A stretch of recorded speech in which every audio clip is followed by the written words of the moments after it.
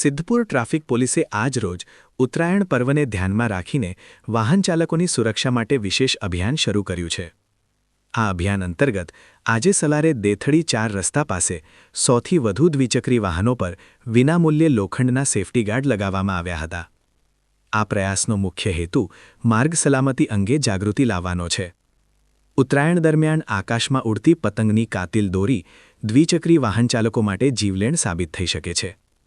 પતંગની દોરી ગળાના ભાગે ફસાવાને કારણે થતી ગંભીર ઈજાઓ અને અકસ્માતોને રોકવા માટે સિદ્ધપુર પોલીસ સ્ટેશન દ્વારા આ સુરક્ષા અભિયાન હાથ ધરવામાં આવ્યું છે।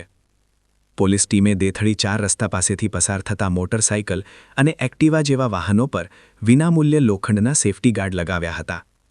સિદ્ધપુર પોલીસ સ્ટેશનના પીઆઈ જેબી આચાર્યના માર્ગદર્શન હેઠળ ટ્રાફિક જમાદાર દેવશીભાઈ ચૌધરી અને તેમની ટીમે વાહન ચાલકોને ટેકનિકલ માર્ગદર્શન પણ પૂરું પાડ્યું હતું।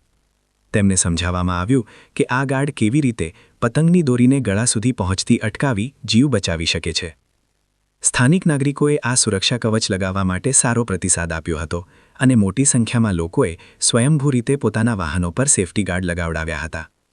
સિદ્ધપુર પોલીસે આ કામગીરી દ્વારા તહેવારના દિવસોમાં માર્ગ સલામતીના નિયમોનું પાલન કરવાની અનિવાર્યતા પર ભાર મૂક્યો છે।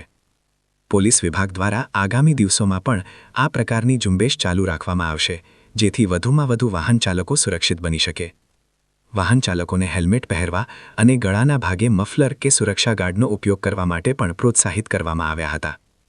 પ્રવીણ દરજી, દિવ્ય ભાસ્કર, સિદ્ધપુર।